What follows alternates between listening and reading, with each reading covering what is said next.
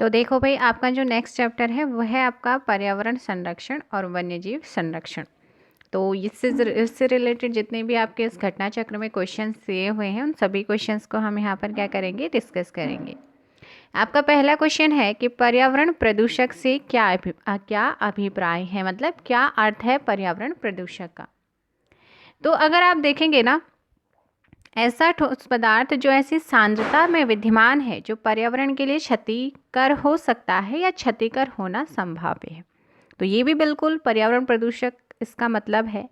ऐसा द्रव्य जो ऐसी सांद्रता में विद्यमान है जो पर्यावरण के लिए क्षतिकर हो सकता है या जिसका क्षतिकर होना संभाव्य है। ये भी आपका बिल्कुल ठीक है। ऐसा गैसीय पदार्थ जो ऐसी सांद्रता में विद्यमान है जो पर्यावरण के क्षतिकर हो सकता है पर्यावरण के लिए या जिसका क्षतिकर होना संभाव्य है, उसी को पर्यावरण प्रदूषक कहते हैं।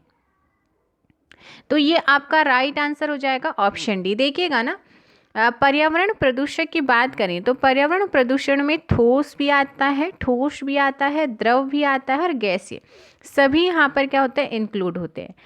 क्योंकि जो भूमि होती है, भूमि और जो वाटर होता है और जो एयर होती है, तीनों ही पर्यावरण के क्या हैं, बहुत ही महत्वपूर्ण अंग होते हैं। इसीलिए ठोस, द्रव और गैस सभी पर्यावरण प्रदूषक में शामिल होते हैं। तो राइट आंसर ऑप्शन डी आपका हो जाएगा। नेक्स्ट क्वेश्चन नंबर 2 है, पर्यावरण संरक्षण अधिनियम की किस धारा में परिभाषित है। तो पर्यावरण संरक्षण अधिनियम की किस धारा में परिभाषित है, इनकी इसको डिफाइन कहाँ पर किया गया है, इस अधिनियम को, इस एक्ट को। तो सबसे पहले मैं आपको यहाँ पर बताती हूँ कि जो पर्यावरण संरक्षण अधिनियम 1986 है ना, तो आपको याद रखना 1986वां अधिनियम है। और आपका इसमें क्या हुआ था, इसको पारित कब किया गया था, तो 1986 में इस अधिनियम को पारित किया गया था। राष्ट्रपति की इसकी जब आपका भोपाल गैस त्रासदी हुई थी ना, उसके बाद इसकी ओर ध्यान दिया गया और इसीलिए 1986 में इसको पारित किया गया था। और 23 मई 1986 को राष्ट्रपति ने इसे सहमति दी और 19 नवंबर 1986 को इसको यहाँ पर लागू किया गया था।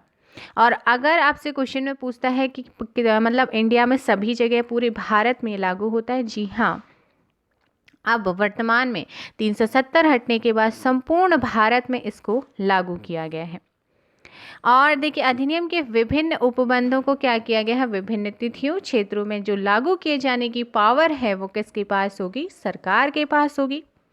इस पूरे अधिनियम में, इस पर्यावरण संरक्षण अधिनियम में 1986 में 4 अध्याय हैं और 26 धाराएं हैं। तो उन्हीं से रिलेटेड, उन्हीं 26 धाराओं से रिलेटेड, उन 4 अध्यायों से रिलेटेड हम क्वेश्चंस को यहाँ पर कराने वाली हूँ मैं आपको। तो इस क्वेश्चन नंबर 2 का राइट आंसर क्या होगा कि इस पर्यावरण संरक्षण अधिनियम को, पर्यावरण संरक्षण अधिनियम 1986 है, इसे किस धारा में डिफाइन किया गया है। तो इसे डिफाइन किया गया है धारा 2A के, या फिर क, या तो ए लिखा हुआ होगा या फिर क लिखा होगा, तो आपको हिंदी इंग्लिश में याद रखना है। तो इसे डिफाइन किया गया है धारा 2A में, 1986 की धारा 2 में। इस धारा के अकॉर्डिंग पर्यावरण के अंतर्गत वाटर आता है, एयर आता है, लैंड आती है, तथा मानवीय प्राणी और अन्य जीवित प्राणी, पौधे, सूक्ष्म जीवाणु तथा संपत्ति और उनके बीच विद्यमान अंतर संबंध इसमें सम्मिलित है। तो राइट आंसर ऑप्शन आपका ए हो जाएगा। नेक्स्ट क्वेश्चन है, केंद्रीय प्रदूषण नियंत्रण बोर्ड में होते हैं तो कितने चेयरमैन और सदस्य होते हैं। तो इसमें आपके एक चेयरमैन होता है और 16 सदस्य, टोटल आपका 17 यहाँ पर राइट आंसर हो जाएगा। यानी कि कुल 17 सदस्यीय बोर्ड होता है केंद्रीय प्रदूषण नियंत्रण बोर्ड, जिसकी स्थापना 1974 में की गई थी। जल प्रदूषण निवारण तथा नियंत्रण अधिनियम 1974 के तहत इसकी स्थापना की गई थी। नेक्स्ट क्वेश्चन यहाँ पर देखेंगे कि भारतीय संविधान में किस संविधान संशोधन अधिनियम द्वारा पर्यावरण के बारे में उपबंध किया गया। कहाँ पर पूछ रहा है, संविधान में। तो देखिएगा जो 42वां संविधान संशोधन 1976 ऑप्शन ए, इसके द्वारा क्या किया गया है, पर्यावरण के लिए उपबंध किए गए हैं। संविधान में अनुच्छेद 48 का क जोड़ा गया है, जो राज्य का पर्यावरण के संबंध में दायित्व को यहाँ पर क्या करता है, निर्धारित करता है। और वहीं अनुच्छेद 51 का जोड़कर खंड 6 के माध्यम से पर्यावरण संरक्षण हेतु नागरिकों के कर्तव्यों का भी उल्लेख यहाँ पर किया गया है। तो ऑप्शन आपका ए यहाँ पर क्या हो जाएगा, राइट आंसर हो जाएगा। अगला है कि छत्रधारी कानून, अम्ब्रेला लेजिस्लेशन किसको कहते हैं। तो छत्रधारी आपका जो कानून है ना, वो आपका कहा जाता है पर्यावरण संरक्षण अधिनियम 1986 को ही। देखिए जो पर्यावरण संरक्षण अधिनियम 1986 और भारतीय संविधान के अनुच्छेद 253 के तहत इसको पारित किया गया था। इस पर्यावरण संरक्षण अधिनियम को भोपाल गैस त्रासदी के पश्चात जल प्रदूषण निवारण एवं नियंत्रण अधिनियम, वायु प्रदूषण निवारण एवं नियंत्रण अधिनियम, ऐसे ही अन्य अधिनियम राज्य सरकार केंद्र सरकार की गतिविधियों में क्या करते हैं, समन्वय के लिए इस अधिनियम को यहाँ पर क्या किया गया था, लागू किया गया था।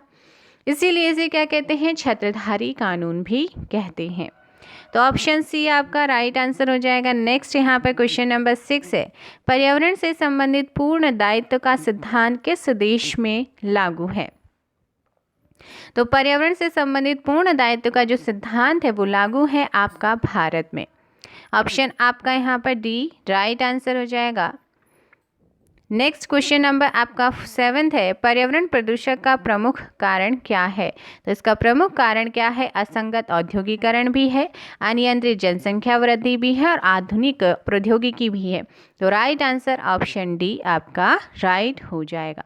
नेक्स्ट क्वेश्चन है, और इसके अलावा अगर आप देखेंगे तो वैश्वीकरण, आधुनिक प्रौद्योगिकी भी है, वैश्वीकरण भी है, कृषि गतिविधियाँ, बहुत सारी चीज़ें हैं जो इन चीज़ों का कारण है।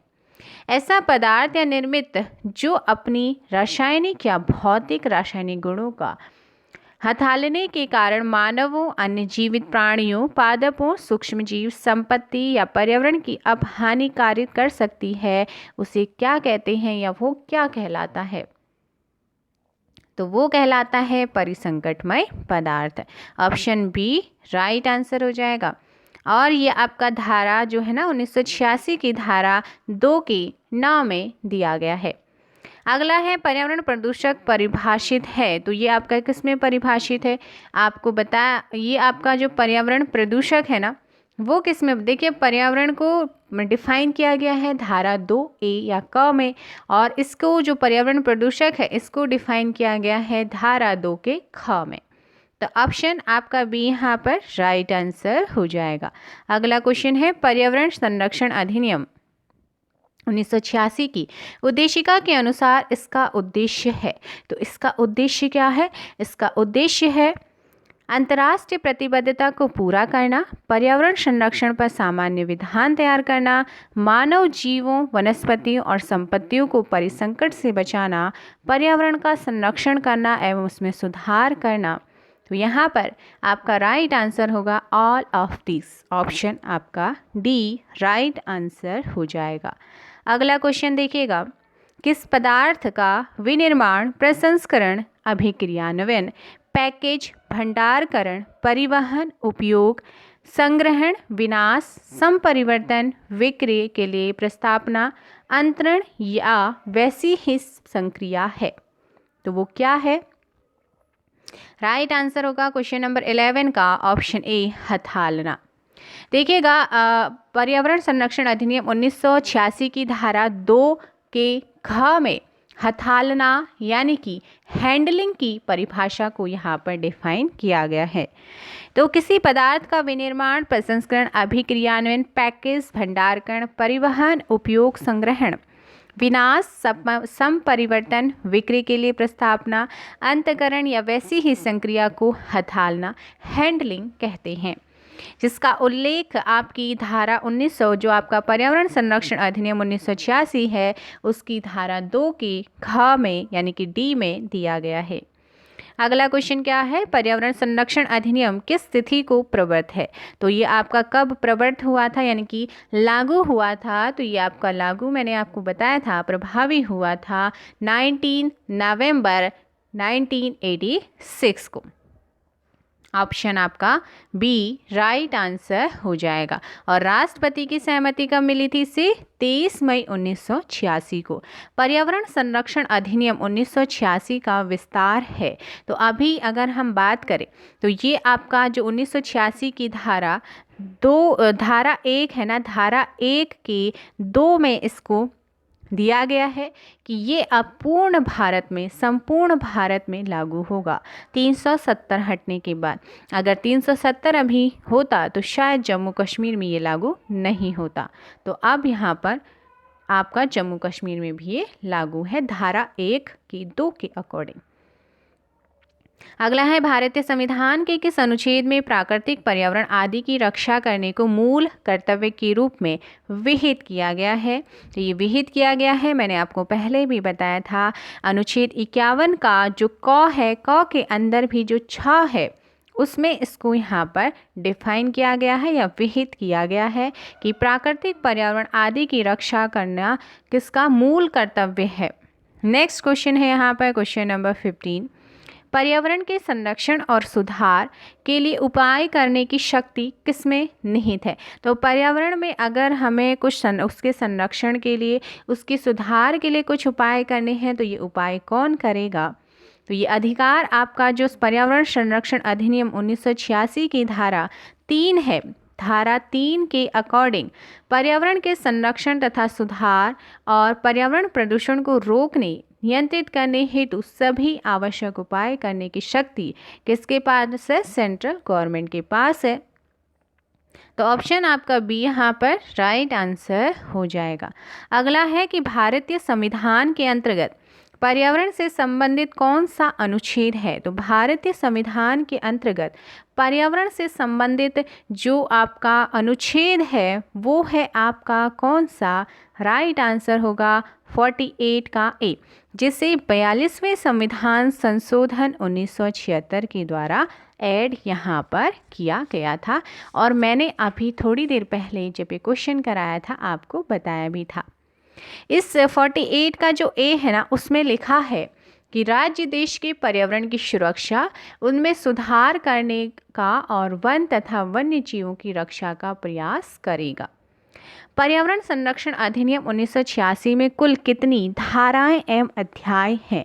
तो ये भी मैंने आपको स्टार्टिंग में थोड़ा व्यू बताया था इसका, कि इसका उल्लेख जो है 1986 में कुल कितनी धाराएं हैं। तो धाराएं आपकी हैं यहाँ पर कितनी? 26 धाराएं हैं और अध्याय जो चैप्टर हैं वो 4 हैं। तो 4 अध्याय और 26 धाराएं हैं। नेक्स्ट क्वेश्चन है, पर्यावरण प्रदूषक किस रूप में हो सकता है? तो आपका जो पर्यावरण प्रदूषक है ये किस रूप में हो सकता है? तो सबसे पहले आई थिंक मैंने यही क्वेश्चन कराए थे कि ये ठोस में भी हो सकता है, द्रव में भी हो सकता है, गैस में भी हो सकता है। और जो पर्यावरण प्रदूषक है इसको जो डिफाइन किया गया है, इसको जो परिभाषित किया गया है वो आपका पर्यावरण संरक्षण अधिनियम 1986 की धारा 2 ख में इसको क्या किया गया है? डिफाइन किया गया है। अगला क्वेश्चन है कि जो कोई पर्यावरण संरक्षण अधिनियम की उपबंधों या इसके अधीन बनाए गए नियमों या निकाले गए आदेश या दिए गए निर्देशों में से किसी का पालन करने में असफल रहेगा या उल्लंघन करेगा तो वह ऐसी प्रत्येक असफलता का उल्लंघन के संबंध में दंडनीय होगा। तो उसको कितना, मतलब यहाँ क्या दंड दिया जाएगा वो आपको बताना है। तो अगर कोई उल्लंघन करता है या असफलता या उल्लंघन के संबंध में उसे दंड देना होगा। 5 वर्ष का कारावास उसे हो सकता है, या फिर 1 लाख रुपए तक के जुर्माने हो सकते हैं, या फिर दोनों ही यहाँ पर हो सकता है। जुर्माना भी होगा और आपका यहाँ पर कारावास भी होगा। जो आपकी पर्यावरण संरक्षण अधिनियम 1986 की धारा 15 है उसके अकॉर्डिंग जो कोई पर्यावरण संरक्षण अधिनियम के उपबंधों या इसके अधीन बनाए गए नियमों या निकाले गए आदेश या दिए गए निर्देशों में से किसी का पालन करने में असफल रहेगा या उसका उल्लंघन करेगा तो प्रत्येक असफलता या उल्लंघन के संबंध में 5 वर्ष तक के कारावास या 1 लाख के जुर्माने या दोनों से दंडित होगा। जहां उल्लंघन या असफलता जारी रहती है वहां अतिरिक्त जुर्माना जो 5,000 रुपये प्रतिदिन होगा से भी दंडित किया जाएगा। और इसका उपबंध 2 के अकॉर्डिंग यदि उल्लंघन 1 वर्ष की अवधि के बाद भी जारी रहता है तो कारावास की अवधि 7 ईयर हो सकती है, ये भी यहाँ पर कहा गया है। अगला क्वेश्चन क्या है, पर्यावरण संरक्षण अधिनियम 1986 किस घोषणा के परिप्रेक्ष्य में पारित किया गया था? तो ये पारित किया गया था स्टॉकहोम घोषणा के परिप्रेक्ष्य में। देखिए, जून 1972 में स्टॉकहोम में एक संयुक्त राष्ट्र संघ की मानवीय पर्यावरण पर सम्मेलन में पर्यावरण संरक्षण हेतु अनेक विनिश्चय किए गए थे और भारत भी इस समिट में शामिल हुआ था। और इसी समिट में हुए विनिश्चयों के प्रति अपनी प्रतिबद्धता का यथार्थ रूप देने के लिए केंद्र सरकार के द्वारा पर्यावरण संरक्षण अधिनियम 1986 को पारित किया गया था। अगला क्वेश्चन नंबर 21 है। देखिएगा, इसमें आपके क्वेश्चंस बहुत ही इम्पोर्टेंट है और यहाँ से आपके क्वेश्चन पूछे जाने के चांसेस हैं यूपीएससी में। पर्यावरण संरक्षण अधिनियम 1986 कब अधिनियमित हुआ था? तो ये अधिनियमित है तो ये आपका अधिनियमित हुआ था कब? 23 मई 1986 को इसको स्वीकृति मिली थी। अधिनियमित मतलब इसको स्वीकृति मिली थी। और लागू कब हुआ था? तो मैंने आपको बताया था 19 नवंबर 1986 को। अगला क्वेश्चन है, पर्यावरण संरक्षण अधिनियम 1986 में केंद्र सरकार की साधारण शक्तियों का उल्लेख किन धाराओं में किया गया है? तो ये किया गया है अध्याय 2 चैप्टर 2 में धारा 3 से 6 तक में किया गया है। ऑप्शन सी आपका यहाँ पर क्या किया गया है? यहाँ पर जो साधारण शक्तियाँ होती हैं जैसे कि अधिकारियों को यहाँ पर अपॉइंट करना जिससे कि वो पर्यावरण संरक्षण के उपाय करने की शक्ति अधिकारियों की नियुक्ति कर सके, शक्तियाँ हैं उन पर निर्देश देने की पावर है आदि के बारे में यहाँ पर बताया गया है अध्याय 2। और आपका जो धारा है 303 और 6, 3 से 6 के बीच में। अगला है, पर्यावरणीय प्रयोगशालाओं को स्थापित करने की शक्ति किसे है? तो ये अधिकार है आपका केंद्र सरकार को। 1986 की धारा 12 के अधीन केंद्र सरकार के पास पर्यावरणीय प्रयोगशालाओं को स्टेबलाइज करने का यहाँ पर पावर है, अधिकार है। अगली है कि अपराधों का संज्ञान किस धारा में वर्णित है? तो अपराधों का जो संज्ञान है वो है आपकी धारा 19 में। ऑप्शन आपका यहाँ पर बी राइट आंसर हो जाएगा। संज्ञान का यहाँ पर इसका उल्लेख किया गया है। अगला यहाँ पर क्वेश्चन नंबर 25 है कि वन्य जीव संरक्षण अधिनियम 1972 लागू या प्रवृत्त हुआ था? तो प्रवृत्त आपका होता है, तो ये आपका प्रवृत्त होता है संपूर्ण भारत पर। जो 1972 की धारा 1 है उसमें इसके विस्तार और इसके प्रारंभ का प्रावधान है। तो राइट आंसर ऑप्शन ए यहाँ पर हो जाएगा। अगला क्वेश्चन है, वन्यजीव संरक्षण अधिनियम 1972 की किस धारा में प्राणी यानी कि एनिमल शब्द वर्ड को यहाँ पर डिफाइन किया गया है? तो अगर आप देखेंगे तो एनिमल वर्ड जो है ना, ये 1972 की धारा 2(1) में प्राणी अथवा पशु शब्द को डिफाइन किया गया है। इस परिभाषा में कहा गया है कि प्राणी या पशु, तो यहाँ पर धारा है आपकी 2 का ए, धारा 2 की ए में परिभाषा है प्राणी या पशु में स्तनधारी पक्षी, रेंगने वाले जंतु, उभयचर जंतु, मछली और बिना रीढ़ वाले जंतु सम्मिलित होते हैं। इसमें उनके बच्चे और अंडे भी यहाँ पर शामिल हैं। प्राणी के अंतर्गत आते हैं, तो अभी मैंने आपको बताया था कि प्राणी के अंतर्गत जो आपकी धारा 2(1) है उसमें आपका वन्यजीव संरक्षण अधिनियम जो है इसके यहाँ पर डिफाइन किया गया है एनिमल शब्द को। तो इसका राइट आंसर होगा all of these, option D. अगला क्वेश्चन है कि निवास स्थान हैबिटेट के अंतर्गत आते हैं। तो आपका जो निवास स्थान है इसके अंतर्गत क्या चीज़ें आती हैं?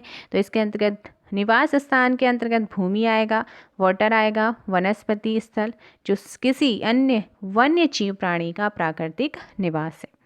तो इसका उल्लेख आपका जो 1972 की धारा 215 है ना, 2 का जो 15 है उसमें निवास स्थान को डिफाइन किया गया है, जो इस प्रकार है कि निवास स्थान में भूमि, जल, वनस्पति शामिल है जो किसी वन्य जीव का प्राकृतिक स्थान है। अगला है पशुधन, लाइव स्टॉक से अभिप्रेत है। तो लाइव स्टॉक इसका उल्लेख धारा 2 के 18 के क में पशुधन को डिफाइन किया गया है।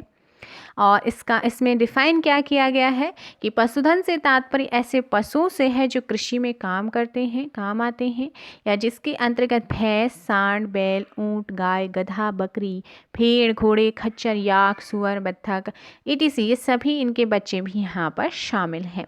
तो राइट आंसर ऑप्शन आपका 29 का राइट होगा ऑप्शन बी, कृषि के उपयोग आने वाले पशु। अगला है कि वाइल्ड लाइफ के अंतर्गत आते हैं। तो वन्य जीव के अंतर्गत क्या क्या चीज़ें आती हैं, इसका उल्लेख किया गया है कहाँ पर, जो आपकी 1972 की धारा 2 की 37 में इसका उल्लेख यहाँ पर किया गया है। जीव को यहाँ वन्य जीव को परिभाषित किया गया है।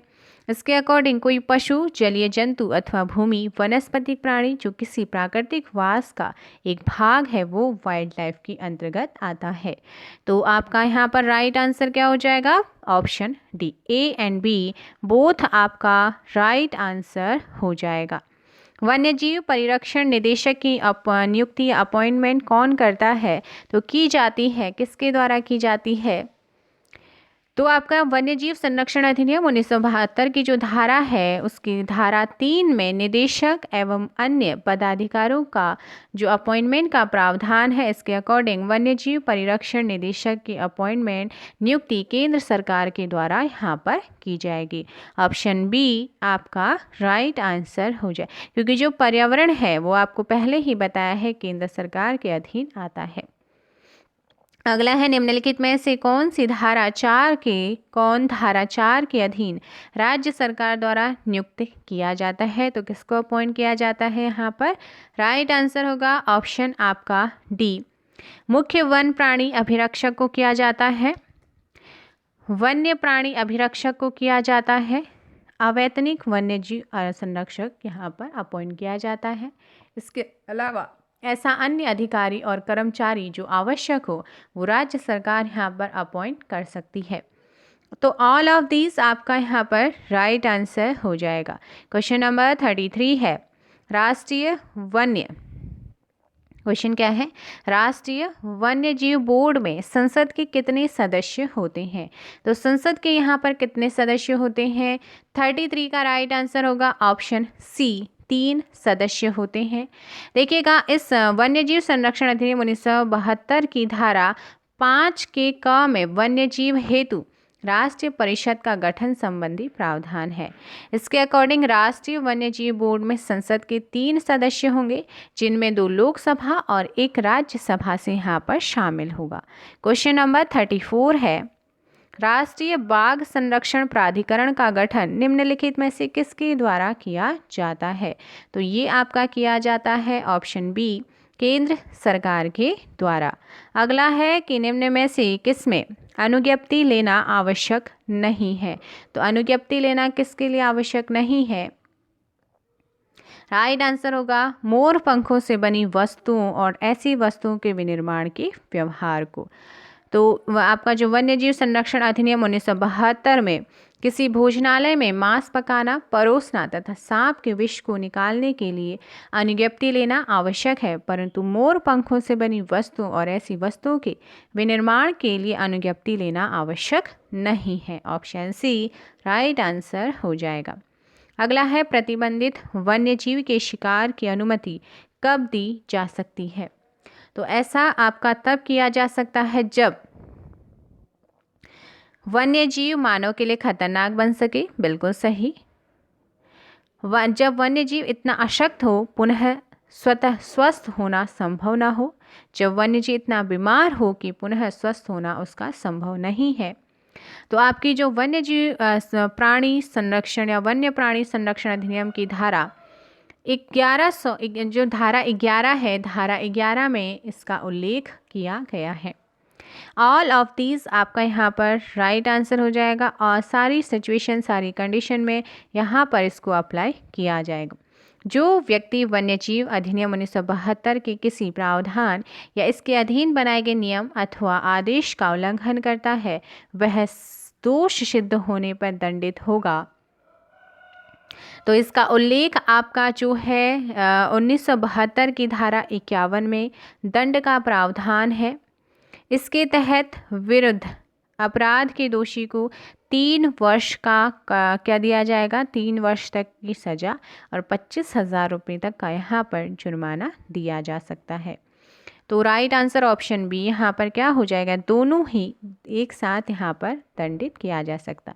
क्वेश्चन नंबर 38 है, वन्यजीव के लिए घातक हो चुके पशुओं को मारने की अनुमति कौन सा अधिकारी दे सकता है। तो ये अधिकारी आपका कौन हो सकता है। इसका उल्लेख 1972 की धारा 11 में इसका प्रावधान है कि इसका जो प्रावधान है वो कौन देगा, मुख्य वन्य जीव संरक्षक, जिसका जो अपॉइंट है वो कौन कर सकता है, वो अपॉइंट करेगा यहाँ पर राज्य सरकार। ऑप्शन ए राइट आंसर होगा। और ये आपका पर्यावरण संरक्षण का लास्ट क्वेश्चन है। न्यायालय के आदेशों के लंबित रहने की स्थिति में पशुधन किसको सौंप दिए जाएंगे। तो न्यायालय के आदेशों के लंबित रहने की स्थिति में पशुधन किसको सौंप दिए जाएंगे, तो ये सौंपे जाएंगे आपके किसको, राइट आंसर होगा काजी हाउस को। ऑप्शन ए राइट आंसर होगा। अब आपका जो नेक्स्ट चैप्टर होगा वो होगा मानव अधिकार संरक्षण, जनहित याचिका एवं महत्वपूर्ण न्यायिक निर्णय। तो इनसे रिलेटेड जितने भी आपके क्वेश्चंस होंगे उन सभी क्वेश्चंस को मैं आपको कराऊंगी। एक्सपेक्टेड क्वेश्चंस होंगे और जो प्रीवियस ईयर आपके क्वेश्चन पूछे गए हैं वो भी आपके यहाँ पर सम्मिलित होंगे। आपका जो नेक्स्ट क्वेश्चन है यहाँ पर क्वेश्चन नंबर 1 आपका मानवाधिकार से रिलेटेड।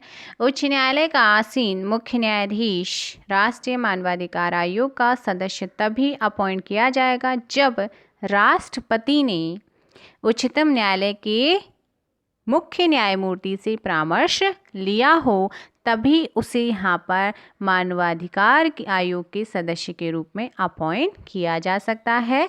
और इसका उल्लेख मानव अधिकार संरक्षण अधिनियम की धारा 4 की उपधारा 1 में इसका प्रावधान परंतु के अनुसार किसी हाईकोर्ट का कोई आसीन मुख्य न्यायमूर्ति राष्ट्रीय मानवाधिकार आयोग का सदस्य तब अपॉइंट होगा जब राष्ट्रपति उच्चतम न्यायालय के सुप्रीम कोर्ट के मुख्य न्यायमूर्ति से इस संबंध में परामर्श कर लेगा। किसकी धारा, मानव अधिकार संरक्षण अधिनियम की धारा 4 की उपधारा 1 के अकॉर्डिंग। तो राइट आंसर ऑप्शन ए यहाँ पर हो जाएगा। अगला क्वेश्चन है, निम्न में से कौन सा संगठन इस नीतिवचन में विश्वास करता है कि अंधेरे को कोसने के बजाय एक मोमबत्ती जला देना बेहतर है। तो ये है आपका, देखिए यूपीएसआई पिछली बार आपका ये क्वेश्चन पूछा गया है, अंधेरे को कोसने के बजाय एक मोमबत्ती जला देना, better to light a candle than a curse the darkness. इस नीतिवचन में एमनेस्टी इंटरनेशनल विश्वास करता है। कौन करता है, एमनेस्टी इंटरनेशनल। इस नीतिवचन में कौन करता है, एमनेस्टी इंटरनेशनल विश्वास करता है, बिलीव करता है। यह एक अंतर्राष्ट्रीय स्वयंसेवी ऑर्गेनाइजेशन है, संस्था है, जिसकी स्थापना 1961 में यूनाइटेड किंगडम अर्थात ब्रिटेन में की गई थी। ऑप्शन आपका बी राइट आंसर हो जाएगा। नेक्स्ट क्वेश्चन है, राष्ट्रीय मानवाधिकार आयोग में कुल कितने मेंबर्स होते हैं। तो इसमें जो मेंबर्स होते हैं उनकी संख्या होती है, एक अध्यक्ष होता है और 12 यहाँ पर सदस्य होते हैं। देखिएगा, राष्ट्रीय मानवाधिकार आयोग में एक अध्यक्ष तथा 12 अन्य सदस्य होते हैं। इन 8 अन्य सदस्यों में से 5 राष्ट्रपति द्वारा अपॉइंट किए गए जाते हैं तथा 7 पदेन सदस्य होते हैं। और पदेन सदस्य में कौन कौन होते हैं, राष्ट्रीय पिछड़ा वर्ग आयोग का अध्यक्ष, राष्ट्रीय अल्पसंख्यक आयोग का अध्यक्ष, राष्ट्रीय बालक अधिकार संरक्षण आयोग का अध्यक्ष होता है, राष्ट्रीय अनुसूचित जाति आयोग का अध्यक्ष होता है, राष्ट्रीय अनुसूचित जनजाति आयोग का अध्यक्ष होता है और राष्ट्रीय महिला आयोग के अध्यक्ष होती हैं। दिव्यांग जनों के जो मुख्य आयुक्त होते हैं ये आपके साथ क्या होते हैं, पदेन सदस्य होते हैं। तो ये आपको यहाँ पर याद रखना है। अगला है कि मानव अधिकार संरक्षण अधिनियम 1993 का विस्तार कहाँ तक है। तो अब इसका जो धारा 1 है 1993, अब मैं बार बार नहीं बोलूँगी मानव संरक्षण अधिनियम, जब भी 1993 बोलूँ तो समझ जाना कि मैं किसकी बात कर रही हूँ।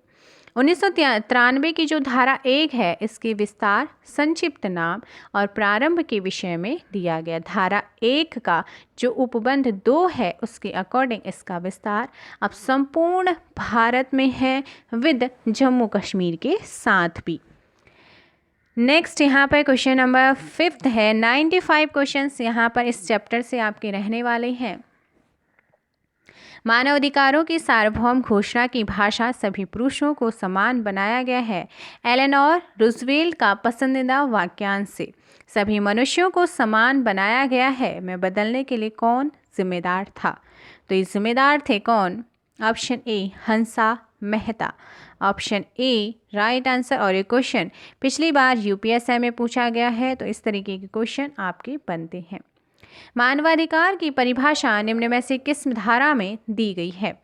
तो ये धारा है आपकी धारा 2 के ख में। ऑप्शन आपका यहाँ पर क्या हो जाएगा? ऑप्शन डी राइट आंसर हो जाएगा। मानवाधिकार का मतलब है कि प्राण, स्वतंत्रता, समानता और व्यक्ति की गरिमा से संबंधित ऐसे राइट्स अभिप्रेत हैं जो संविधान द्वारा प्रत्याभूत किए गए हैं या इंटरनेशनल संविधाओं में संविष्ट और भारत में न्यायालयों के द्वारा प्रवर्तनीय है।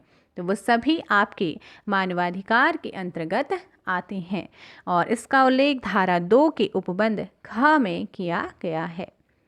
अगला क्वेश्चन है, मानवाधिकार आयोग के अध्यक्ष या सदस्यों को कौन हटा सकता है?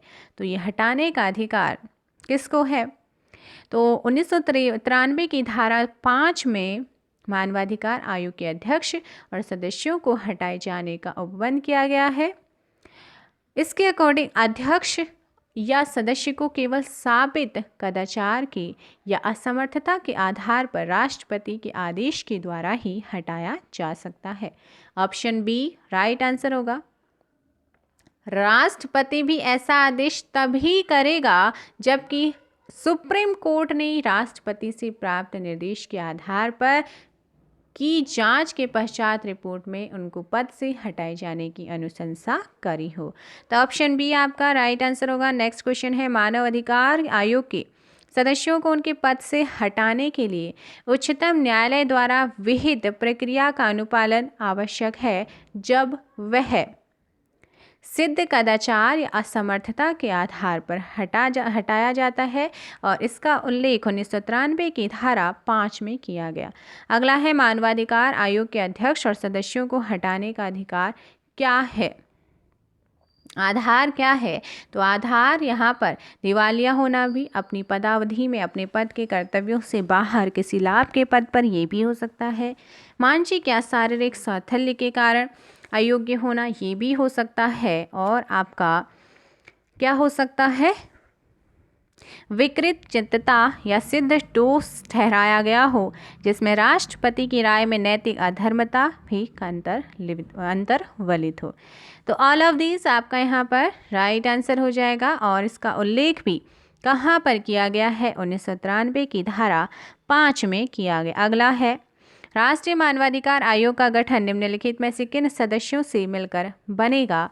तो ये आपका धारा 3 में इसका उल्लेख किया गया है। तो ऑल ऑफ दीज आपका यहाँ पर राइट आंसर होगा। नेक्स्ट क्वेश्चन नंबर 11 है, राष्ट्रीय मानवाधिकार आयोग या राज्य मानवाधिकार आयोग के सदस्यों को उनके पद से कौन हटा सकता है? तो इनको हटाने का अधिकार किसको है? राष्ट्रपति को है। ऑप्शन ए राइट आंसर होगा। राज्य मानवाधिकार आयोग के अध्यक्ष को कौन हटा सकता है? तो राज्य मानवाधिकार आयोग के अध्यक्ष को यहाँ पर प्रेसिडेंट हटाएगा। ऑप्शन आपका बी राइट आंसर होगा। राष्ट्रीय मानवाधिकार आयोग के अध्यक्ष एवं सदस्यों की इसमें नियुक्ति कौन करता है? तो ये नियुक्ति यहाँ पर होती है ऑप्शन ए राष्ट्रपति के द्वारा, और इसका उल्लेख 1993 की धारा 4 में किया गया है। अगला है कि राज्य मानवाधिकार आयोग के अध्यक्ष या सदस्यों की अपॉइंटमेंट कौन करता है? तो ये आपका धारा 22 जो है ना इसकी 1900 मानव अधिकार संरक्षण अधिनियम 1993 की धारा 22 स्पष्ट करती है कि राज्य मानवाधिकार आयोग के अध्यक्ष और सदस्यों की जो अपॉइंटमेंट है वो राज्यपाल अपने हस्ताक्षर और मुद्रा सहित अधिपत्र के द्वारा करेगा। ऑप्शन डी आपका राइट आंसर होगा, क्योंकि राज्य का मुखिया राज्यपाल होता है और राष्ट्र का मुखिया कौन होता है? प्रेसिडेंट। राज्य मानवाधिकार आयोग का अध्यक्ष होता है तो कौन होता है? ये आपका मानव अधिकार संरक्षण अधिनियम की धारा 21 में राज्य मानवाधिकार आयोग का गठन के विषय में इसका उल्लेख है, और इसका अध्यक्ष जो किसी हाईकोर्ट का मुख्य न्यायमूर्ति या न्यायाधीश रहा है। नेक्स्ट क्वेश्चन नंबर 16 है, राज्य मानवाधिकार आयोग का सदस्य होगा तो सदस्य कौन हो सकता है? तो ऑल ऑफ दीज आपका यहाँ पर राइट आंसर होगा धारा 21 के अकॉर्डिंग। अगला क्वेश्चन है, राज्य मानवाधिकार आयोग का मुख्य कार्यपालक क्या कहलाता है? तो ये आपका क्या कहलाता है? धारा 21 में इसका उल्लेख किया गया है, ये आपका सचिव कहलाता है। ऑप्शन ए राइट आंसर होगा। राष्ट्रीय मानवाधिकार आयोग का अध्यक्ष अपने पद पर कब तक बना रह सकता है? तो ये बना रह सकता है ऑप्शन सी 3 वर्ष या 70 वर्ष की अवधि तक, और आपका option C A and B right answer होगा। अगला क्वेश्चन नंबर 19 है, मानव अधिकार संरक्षण अधिनियम के अधीन नियम बनाने की शक्ति किसे है?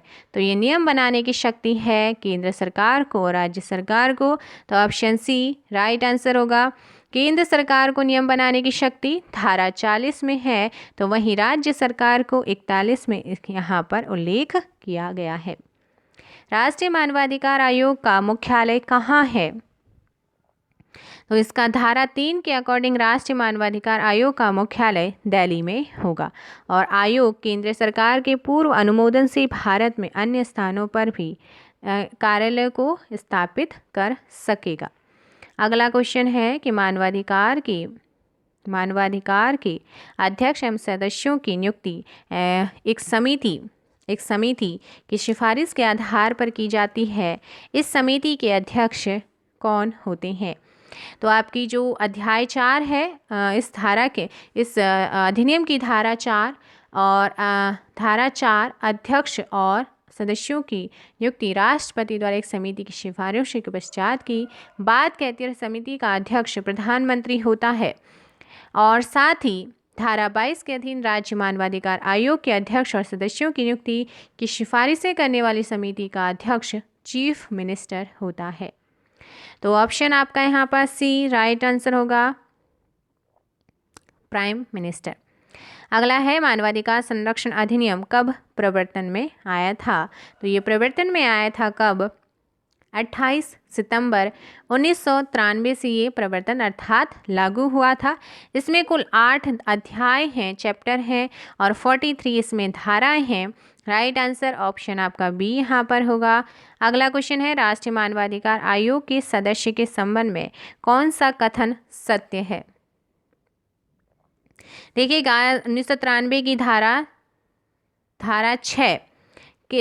6 के उपबंध 3 के अकॉर्डिंग आपका जो विकल्प ए है वो पद पर न रह जाने पर भारत सरकार राज्य सरकार के किसी अन्य पद को धारण नहीं करेगा, और 6 जो आपका धारा 6 है 6 के उपबंध 1 के अनुसार विकल्प बी वह 70 वर्ष के बाद अपने पद पर नहीं बना रह सकता है, और धारा 6 के उपबंध के 2 के अनुसार वह पुनर्नियुक्ति का पात्र होगा। तो ऑल ऑफ दीज आपका यहाँ पर राइट आंसर होगा।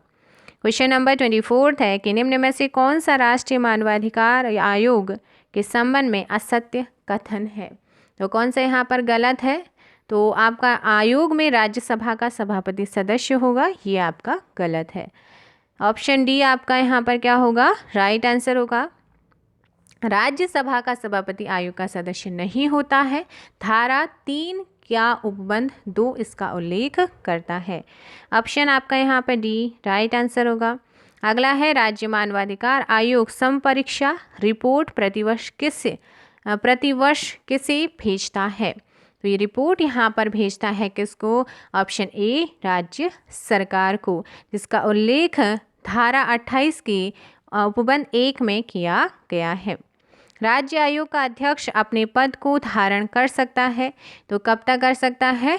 आपका 3 वर्ष की अवधि तक और 77 वर्ष की आयु तक। इसका उल्लेख अधिनियम की धारा 24 में किया गया है।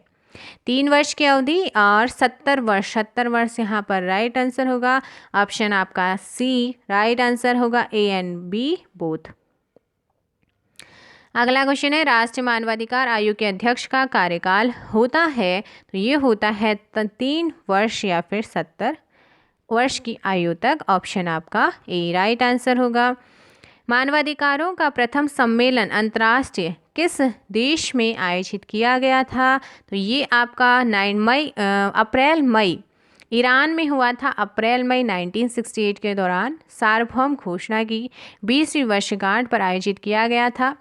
ईरान में मानवाधिकारों का प्रथम सम्मेलन इंटरनेशनल जो है तेहरान, ईरान की राजधानी तेहरान में हुआ था।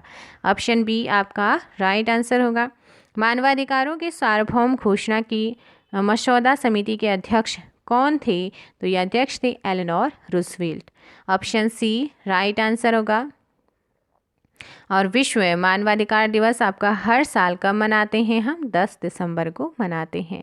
अगला है, राष्ट्रीय मानवाधिकार आयोग का अध्यक्ष कौन होता है? तो इसमें अध्यक्ष होते हैं कौन? उच्चतम न्यायालय का पूर्व मुख्य न्यायमूर्ति या कोई न्यायाधीश। और इसकी जो हम मानवाधिकार एक स्वायत्त विधिक संस्था है भारत का। राष्ट्रीय मानवाधिकार आयोग एक स्वायत्त विधिक संस्था है जिसकी स्थापना 12 अक्टूबर 1993 को हुई थी। अगला है, थाने में मानवाधिकार संरक्षण के लिए आप किस प्रकार कार्य करेंगे? अगर आप में से कोई यहाँ पर यूपीएससी बनता है तो थाने में मानवाधिकार संरक्षण के लिए आप किस प्रकार काम करेंगे? तो उच्चतम न्यायालय के निर्णय डी के बाशु बनाम पश्चिम बंगाल के निर्देश का पालन करेंगे। यदि मानवाधिकार की टीम आए तो उसका पूरा सहयोग करेंगे। तो यहाँ पर आपका राइट आंसर होगा कि हम दोनों ही करेंगे। Option A and B right answer होगा। मानवाधिकार संरक्षण अधिनियम 1993 के तहत उसके अध्यक्ष और सदस्यों को कौन अपॉइंट करेगा? तो इनका अपॉइंटमेंट होता है प्रेसिडेंट के द्वारा। राइट आंसर ऑप्शन डी हो जाएगा। क्वेश्चन नंबर 33 है, किसी एक देश में मानवाधिकारों को बढ़ावा देने तथा उनकी सुरक्षा और निगरानी करने के लिए प्रशासनिक निकायों द्वारा स्थापित राष्ट्रीय मानवाधिकार संस्थाओं का एक वैश्विक तंत्र कौन सा है? तो एक वैश्विक तंत्र होता है राष्ट्रीय मानवाधिकार संस्थाओं के लिए वैश्विक गठबंधन। ऑप्शन ए आपका राइट आंसर होगा। लोकहित वाद दायर किया जा सकता है कहाँ पर? तो ये दायर हो सकता है किसी भी व्यक्ति या संस्था के द्वारा। नेक्स्ट क्वेश्चन है, निम्न में से कौन सा जनहित याचिका के बारे में सत्य है? तो जनहित याचिका के बारे में पिछली बार का ये क्वेश्चन पूछा हुआ है। तो यहाँ पर एक बार जनहित याचिका दायर की गई है और उस पर सुनवाई हुई तो फिर उसे वापस लेने की अनुमति नहीं दी जा सकती है। बिल्कुल सही है।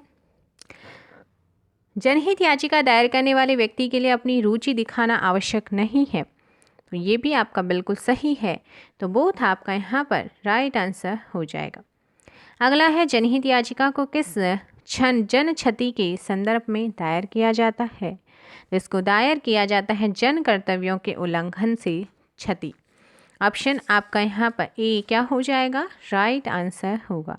अगला है कि अगर कोई पत्र याचिका जनहित याचिका के रूप में दायर होती है तो इसके लिए ... के द्वारा आदेश पारित होना चाहिए। ये क्वेश्चन भी आपका पिछली बार पूछा गया है, तो रजिस्ट्रार के द्वारा यहाँ पर इसका आदेश जारी होना चाहिए। अगला है, जनहित याचिका का जन्म कहाँ हुआ?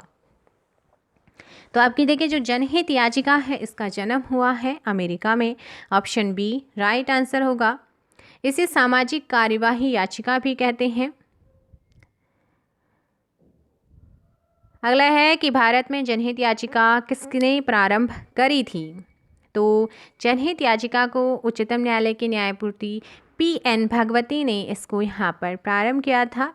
जनहित याचिका न्यायपालिका का आविष्कार तथा न्यायाधीश निर्मित विधि है। नेक्स्ट क्वेश्चन है किन्हें जनहित याचिकाओं की जननी कहा जाता है। जिन्होंने अदालतों में 100 से भी अधिक जनहित याचिकाएं दायर की हैं, जिनमें प्रमुख है प्रख्यात भागलपुर अंक फोड़वा कांड तथा विचाराधीन कैदी मामला। तो ये क्वेश्चन भी आपका पिछली बार पूछा गया है। राइट आंसर होगा पुष्पा, कपिला, हिंगू रानी। ऑप्शन आपका यहाँ पर क्या होगा, डी राइट आंसर होगा। देखिएगा जो पुष्पा, कपिला, हिंगोरानी हैं जनहित याचिका की जननी इनको कहा जाता है। वर्ष 1961 में सुप्रीम कोर्ट में प्रैक्टिस करने वाली पहली 4 महिलाओं में से एक थी ये। विचाराधीन कैदियों की रिहाई के लिए वर्ष 1979 में उन्होंने कोर्ट में जनहित याचिका दायर करी। फलस्वरूप 40,000 विचाराधीन कैदियों को कोर्ट में रिहा कर दिया कोर्ट से। भागलपुर अंक फोड़वा कांड, देवदासी प्रथा, फैमिली कोर्ट की स्थापना आदि पर जो दायर जनहित याचिकाओं हैं उनका संबंध भी पुष्पा, कपिला, हिंगू रानी से है। अगला क्वेश्चन है कि जनहित याचिका किस न्यायालय के समक्ष दायर की जा सकती है। तो भारतीय संविधान का अनुच्छेद 32 के अकॉर्डिंग उच्चतम न्यायालय के समक्ष तथा अनुच्छेद 226 के अंतर्गत हाईकोर्ट के समक्ष जनहित याचिका दायर की जा सकती है। ए एंड बी बोथ आपका राइट आंसर होगा ऑप्शन सी। अगला क्वेश्चन है जनहित याचिका दायर करने के संदर्भ में निम्नलिखित में से कौन सा सही है। यदि जनहित याचिका उच्चतम न्यायालय में दायर की जाती है तो उसकी 5 प्रतिलिपियां दर्ज करनी होती हैं। क्या ये सही है? तो बिल्कुल नहीं ऐसा।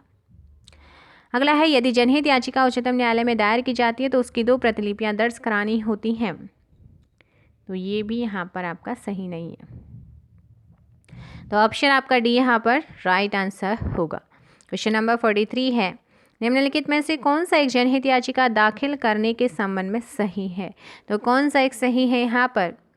जनहित याचिका केवल एक राज्य, केंद्र सरकार या नगर निगम के अधिकारियों आदि के खिलाफ ही दायर की जा सकती है। बिल्कुल। निजी पक्ष को प्रतिवादी के रूप में संबंधित राज्य प्राधिकार को एक पक्ष बनाने के बाद जनहित याचिका में शामिल किया जा सकता है। बिल्कुल किया जा सकता है। ऑप्शन आपका D A and B both last time एक आपके एग्जाम में पूछा गया क्वेश्चन है। जनहित याचिका किसके विरुद्ध दायर हो सकती है। तो आपकी जो जनहित याचिका है ना ये आपकी दायर हो सकती है केंद्र सरकार, राज्य सरकार, नगर पालिका एवं नगर सरकारी विभाग। ऑल ऑफ दीज आपका राइट आंसर होगा। अगला क्वेश्चन है कि किसी जनहित याचिका मामले में उच्च न्यायालय द्वारा किसी समिति की नियुक्ति के संदर्भ में निम्नलिखित में से कौन सा सही है। तो कौन सा सही होगा यहाँ पर। न्यायालय मामले के लिए एक समिति अथवा आयुक्त को नियुक्त कर सकता है ताकि वह उस मामले की छानबीन करे और रिपोर्ट जमा करे। बिल्कुल सही। समिति अथवा आयुक्त को अधिकार भी दिया जा सकता है कि वह शिकायतों का संज्ञान ले और उन्हें जनहित में निपटाए। तो यहाँ पर दोनों ही सही हैं और लास्ट टाइम ये क्वेश्चन पूछा गया है। ए एंड बी बोथ आपका राइट आंसर होगा ऑप्शन बी। अगला है भारतीय अदालतों में जनहित याचिका पब्लिक इंटरेस्ट लिटिगेशन PIL दायर करने के समय निम्नलिखित में से कौन सा सही है। ये क्वेश्चन भी लास्ट टाइम पूछा गया है। तो यहाँ पर ऑप्शन आपका डी राइट आंसर हो जाएगा। अगला है किस विवाद में उच्चतम न्यायालय ने निर्धारित किया कि पत्र लिखकर भी जनहित याचिका दायर की जा सकती है। तो ये विवाद था आपका SP गुप्ता बनाम भारत संघ 1982 SC। तो ऑप्शन ए यहाँ पर राइट आंसर हो जाएगा। अगला क्वेश्चन है जनहित याचिका के संदर्भ में निम्नलिखित में से कौन सा सच है या कौन सही है। ये क्वेश्चन भी लास्ट टाइम पूछा गया है। तो यहाँ पर दोनों ही क्या हैं आपके, दोनों ही सही हैं। तो राइट आंसर ऑप्शन ए हो जाएगा। अगला है कोई वाद जनहित लोकहित वाद कब माना जाएगा। जब वह सद्भावनापूर्ण हो, बिल्कुल, उसका उद्देश्य अनुचित लाभ अर्जित करना हो, बिल्कुल, वह राजनीति से प्रेरित ना हो। तो ऑल ऑफ दीज आपका यहाँ पर राइट आंसर होगा। अगला है कि इनमें से कौन से मामले ऐसे हैं जिनमें जनहित याचिका दायर की जा सकती है।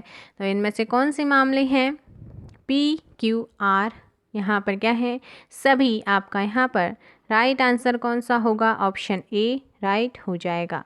अगला है जनहित याचिका के मामले पर न्यायाधीश के निर्णय के संबंध में निम्न में से कौन से सही है।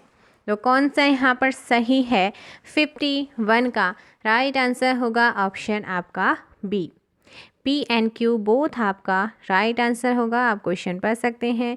किस वाद में उच्चतम न्यायालय ने कहा कि जनहित याचिका को एक बार दायर करने के बाद वापस नहीं लिया जा सकता है। तो ये कहा था सीला बार से बना भारत संघ व अन्य 1986 में। निम्न में से कौन सी जनहित याचिका के जरिए नसबंदी के लक्ष्य हासिल करने के लिए राज्य द्वारा की गई धांधलियों को उजागर करने के उद्देश्य आर्थिक मुआवजे, मरीजों की सुरक्षा के निर्देशों, शल्य चिकित्सा के दिशा निर्देशों इत्यादि की मांग की गई थी। तो ये क्वेश्चन आपका लास्ट टाइम पूछा गया था और ये देविका विश्वास बनाम भारत संघ, ऑप्शन बी में ऐसा किया गया था। अगला है उच्चतम न्यायालय ने किस वाद में कहा कि जनहित याचिकाओं की सुनवाई के दौरान प्रक्रिया से संबंधित औपचारिकताओं में नहीं पड़ना चाहिए। तो ये कहा था राम शरण बनाम भारत संघ और रूरल लिटिगेशन एंड एंटाइटलमेंट केंद्र बनाम उत्तर प्रदेश राज्य। ऑप्शन आपका सी यहाँ पर राइट आंसर होगा। जनहित याचिका कब दायर की जा सकती है।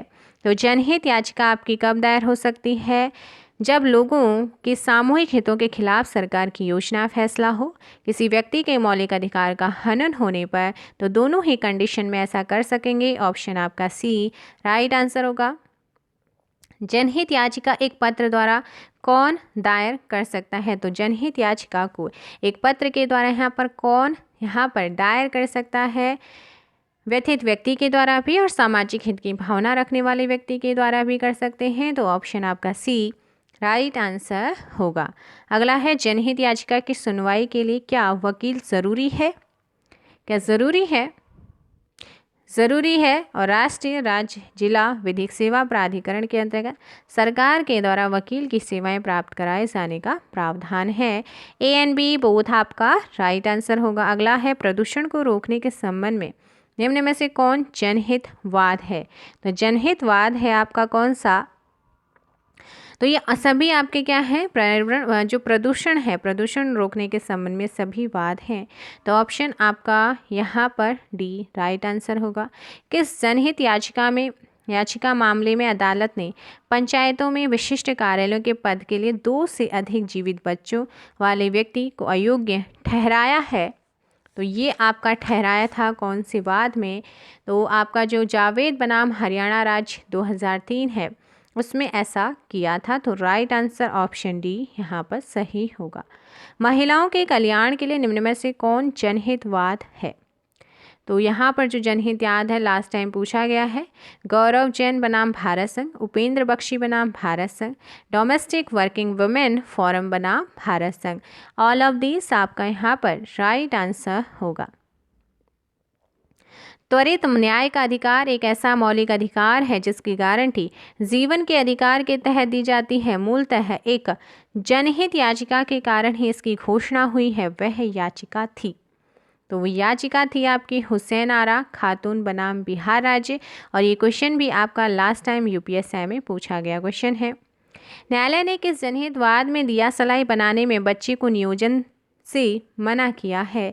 तो ये किया था MC मेहता बनाम तमिलनाडु राज्य 1991।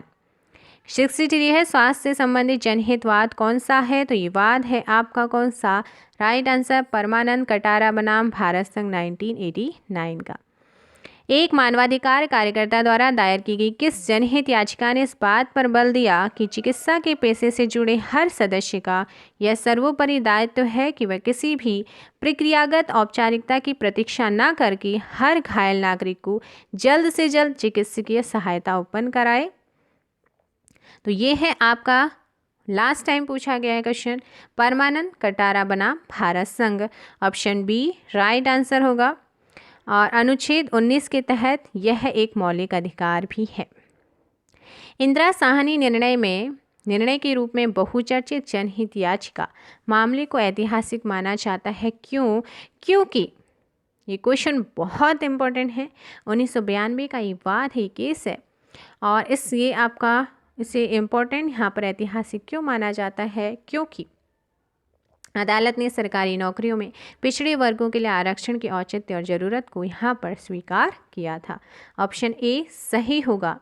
किस वाद में प्रस्तावना को संविधान का अभिन्न अंग माना गया है?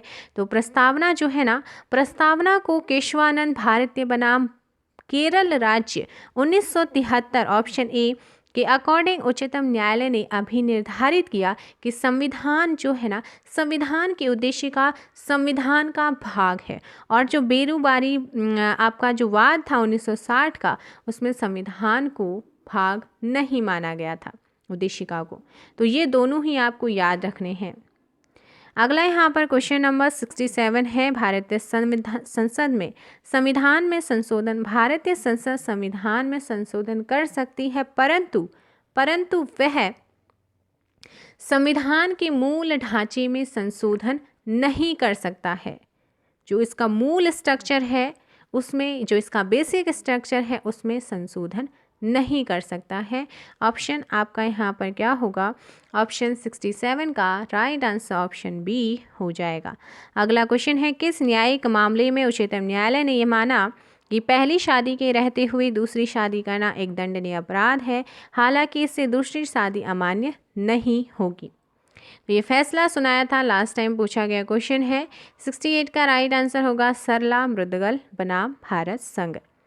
अगला है, निम्नलिखित में से किस वाद में पंथ निरपेक्षता को भारतीय संविधान का मूलभूत लक्षण कहा गया है? बहुत इंपॉर्टेंट है ये, ऐसा कहा गया है किस वाद में?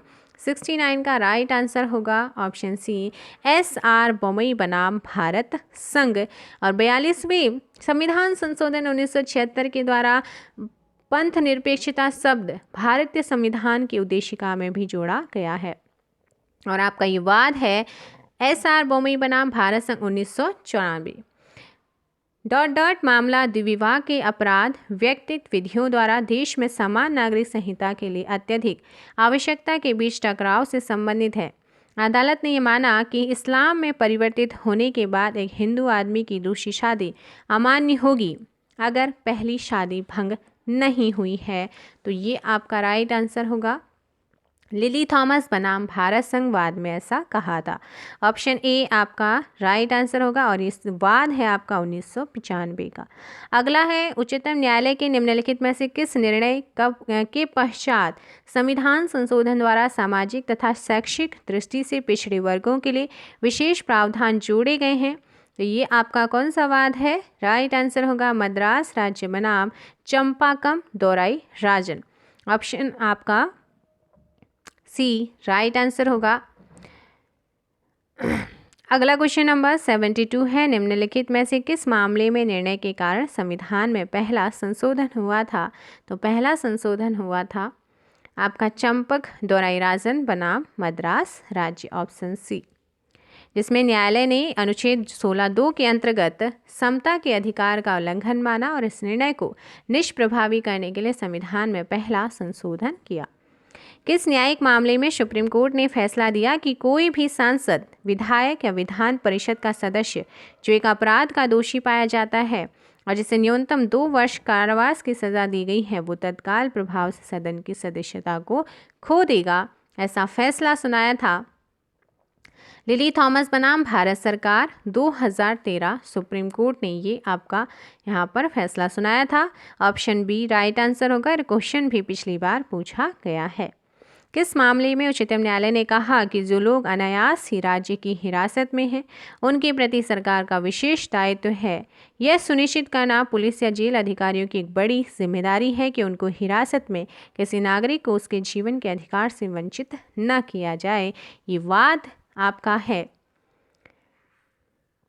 नीलावती बेहरा बनाम उड़ीसा सरकार 1993 का। अगला है, किस वाद में उच्चतम न्यायालय ने अभी निर्धारित किया कि आरक्षण की अधिकतम सीमा 50% से अधिक नहीं हो सकती है। तो ऐसा कहा था बालाजी बनाम मैसूर राज्य। ऑप्शन ए सही होगा। अगला है, उच्चतम न्यायालय ने निम्न में से किस वाद में किन्नर ट्रांसजेंडर को तीसरे लिंग के रूप में स्वीकार किया है? बहुत इंपॉर्टेंट है। ऐसा किया गया है किसमें? ऑप्शन बी नालसा बनाम भारत संघ है। आपका कौन सा है? भारत संघ आपका राइट आंसर हो जाएगा। 77 का राइट आंसर होगा, निम्नलिखित में से कौन से इंदिरा साहनी बनाम भारत संघ मामले में पारित फैसले के बारे में सही है? तो ये सही है आपका कौन सा? ऑप्शन बी PQR आपका all of these right answer होगा। 78 है कि किस न्यायिक मामले में उच्चतम न्यायालय ने यह कहा कि कलात्मक स्वतंत्रता के नाम पर महात्मा गांधी जैसे किसी ऐतिहासिक रूप से सम्मानित व्यक्तित्व के विरुद्ध असभ्य शब्द प्रयोग नहीं किए जा सकते हैं। तो ऐसा कहा था देवीदास बनाम महाराष्ट्र राज्य। ऑप्शन बी राइट आंसर होगा। अगला क्वेश्चन है, निम्नलिखित में से किस मामले में यह फैसला लिया गया या किया गया कि कई आजीवन कारावास एक साथ चलेंगे और एक ही क्षमा दूसरे को प्रभावित नहीं करेगी? तो ये फैसला दिया था आपका किसमें? मुथुराम लिंगम बनाम राज्य। कौन सा है? ऑप्शन सी आपका राइट आंसर होगा। अगला क्वेश्चन नंबर 80 है, संविधान की 9वीं अनुसूची के न्यायिक पुनर्विलोकन को उच्चतम न्यायालय के किस मामले के विनिश्चय से अनुयोज्य बनाया गया है? तो ये बनाया गया है IR कुहलो बनाम तमिलनाडु। ऑप्शन ए आपका राइट होगा। 81 है कि किस विवादित मामले में सुप्रीम कोर्ट की बेंच ने कहा कि न्यायिक समीक्षा संविधान की बुनियादी विशेषता है और 9वीं अनुसूची में एक ऐसा अधिनियम सम्मिलित करना जिसके हिस्से को न्यायिक समीक्षा की शक्ति का प्रयोग करते हुए असंवैधानिक माना गया है, संविधान के मूल ढांचे को नष्ट करना या नुकसान पहुंचाना है? ऑप्शन डी IR कोहेलो बनाम तमिलनाडु। 82 है किस वाद में उच्चतम न्यायालय की संवैधानिक पीठ ने संसद के अनुच्छेद 368 के अधीन संविधान संशोधन करने की शक्ति की समीक्षा करी है? तो ये वाद है आपका ऑप्शन 82 का राइट आंसर होगा, मिनर्वा मिल्स बनाम यूनियन ऑफ इंडिया। देखिए, वाद से रिलेटेड सभी क्वेश्चंस को बहुत देखिएगा, लास्ट टाइम आपके क्वेश्चन बहुत पूछे गए हैं। बहुचर्चित मुकदमा वह कौन सा है जिसमें सरकारी अधिकारियों ने शिकायतकर्ता को मृत घोषित कर दिया था? उसे अपनी ही मृत्यु के बारे में तब पता चला जब वह बैंक में एक ऋण अनुमोदन के लिए गया। यह मुकदमा उसके अपने अस्तित्व की लड़ाई थी। तो वो वाद है, वो मुकदमा है आपका कौन सा? लाल बिहारी मुकदमा 1975-94। ऑप्शन सी राइट आंसर होगा। निम्नलिखित में से कौन सा वाद दुरासे के सिद्धांत और सांविधिक अपराध से संबंधित है? तो ये वाद है आपका R बनाम प्रिंस। ऑप्शन आपका यहाँ पर ए राइट आंसर होगा। निम्न में से कौन सा वाद सामान्य आस्थ से संबंधित नहीं है? तो सामान्य आस्थ से संबंधित वाद नहीं है, वो है आपका ऑप्शन बी R बनाम टॉल्सन। R बनाम टॉन्सल। ऑप्शन बी राइट आंसर होगा। निम्नलिखित किस वाद में आपराधिक मानव वध और हत्या में अंतर स्पष्ट किया गया? तो ये वाद था आपका ऑप्शन ए रेग बनाम गोविंदा। रेग बनाम गोविंदा के वाद में भारतीय दंड संहिता की धारा 299 में परिभाषित सदोष मानव वध तथा धारा 300 में परिभाषित हत्या में अंतर स्पष्ट किया गया है। KM नानावती बनाम मुंबई राज्य के वाद में गंभीर एवं अचानक प्रकोपन के अधीन प्राइवेट प्रतिरक्षा का अधिकार भी इससे संबंधित है। किस न्यायिक मामले में उच्चतम न्यायालय ने यह माना कि बलात्कार या बलात्कार के प्रयास के किसी भी मामले में समझौते का विचार अवैध है? तदनुसार उच्चतम न्यायालय ने एक ऐसी समी मामले में मध्यस्थता की संभावना को खारिज कर दिया था। वो मामला है आपका कौन सा? Right answer option D Madhya Pradesh राज्य बनाम मदन लाल। अगला है वरदराजन बनाम मद्रास राज्य का वाद संबंधित है किस धारा से? राइट आंसर होगा ऑप्शन आपका सी भारतीय दंड संहिता की धारा 263, 263 के अंतर्गत अब व्यपहरण किडनैपिंग के अपराध के लिए दंड का उपबंध करता है और किडनैपिंग से संबंधित प्रावधान धारा 359, 360 और 361 में किया गया। केशवानंद भारतीय बनाम केरल राज्य के मामले में अदालत ने कितने बहुमत से फैसला दिया कि जबकि संसद के पास व्यापक अधिकार है लेकिन उसे संविधान के मूलभूत तत्वों या मौलिक विशेषताओं को प्रभावहीन करने या नष्ट करने का अधिकार नहीं है। 89 का राइट आंसर होगा ऑप्शन आपका ए 7 से 6 में। किस न्यायिक मामले में उच्चतम न्यायालय ने कहा कि सत्ताधारी दलों को सरकार द्वारा प्रायोजित विज्ञापनों में राजनीतिक नेताओं तथा विशिष्ट व्यक्तियों की तस्वीरों का इस्तेमाल नहीं करना चाहिए? तो ये वाद था आपका कौन सा? तो यहाँ पर आपका right answer question last time पूछा गया है कॉमन कॉज बनाम भारत संघ 2015। राइट आंसर होगा आपका ऑप्शन सी। नेक्स्ट क्वेश्चन है अभियानंद मिश्र बनाम बिहार राज्य निर्देशक वाद है, तो ये किससे रिलेटेड है? आपराधिक प्रयास, ऑप्शन डी। और आपका जो राज्य का मामला भारतीय दंड संहिता की धारा 511 में उल्लिखित आपराधिक प्रयत्न का एक महत्वपूर्ण निर्देशक वाद है। अगला यहाँ पर क्वेश्चन देखिएगा 92 है वासुदेव बनाम पेप्सू राज्य किस बचाव से संबंधित वाद है? तो ये संबंधित वाद है आपका मतदाता से, ऑप्शन ए राइट आंसर होगा। और भारतीय दंड संहिता की धारा 86 पर आधारित स्वैच्छिक मतदाता से संबंधित वाद। इनमें से किस ऐतिहासिक मामले में सुप्रीम कोर्ट ने भारतीय रिजर्व बैंक को सूचना के अधिकार के अधिनियम के दायरे में ले लिया है? ये अधिकार है भारतीय रिजर्व बनाम जयंतीलाल मिस्त्री, ऑप्शन ए राइट आंसर होगा। और ये वाद है 2015 का। मामला भारतीय अदालत में दायर किया गया एक निर्विवाह व्यय से संबंधित मुकदमा था। इस मामले में 62 वर्षीय मुस्लिम महिला को इसके पति ने 1978 में तलाक दे दिया था। उसने अपने बच्चों के भरण पोषण के लिए धन मांगा और उच्चतम न्यायालय में मुकदमा जीत भी लिया, परंतु उसे भी निर्वाह व्यय नहीं दिया गया क्योंकि उसी दरमियान थे देश के कानूनों में बदलाव कर दिए गए थे। तो ये आपका वाद या मामला था आपका कौन सा? तो सभी ने ये सुना भी होगा, ये मामला था आपका शाहबानो का। शाहबानो का ऑप्शन डी आपका राइट आंसर होगा। किस न्यायिक मामले में उच्चतम न्यायालय ने यह राय दी कि अनुसूचित क्षेत्र में सरकारी जमीन, आदिवासियों की जमीन और वन्य भूमि गैर आदिवासियों अथवा निजी कंपनियों को खनन अथवा औद्योगिक कार्यों के लिए पट्टे पर नहीं दी जा सकती है तथा ऐसे कार्य केवल आदिवासियों अथवा सरकारी उपक्रम द्वारा ही दिए जा सकते हैं? तो ये वाद था आपका समता बनाम आंध्र प्रदेश राज्य। अभी जितने भी मैंने लास्ट क्लास में आपको क्वेश्चन कराए हैं ना, ये आपका मानवाधिकार, इस सारी चीज़ों से रिलेटेड ये क्वेश्चन आपकी वाद से रिलेटेड क्वेश्चन बहुत ज़्यादा प्रीवियस ईयर के क्वेश्चन है। ये पिछली बार आपके बहुत ही यूपीएससी में पूछे कोई क्वेश्चन है वाद वाले, तो इनको एक बार आप ज़रूर देखिएगा, बहुत इंपॉर्टेंट है। 95 क्वेश्चन आपके मानवाधिकार है, राष्ट्रीय राज्य और जनहित याचिका है और आपका जो वाद है इनसे रिलेटेड एक बार इन पर ज़रूर नज़र डालिएगा एग्ज़ाम में जाने से पहले।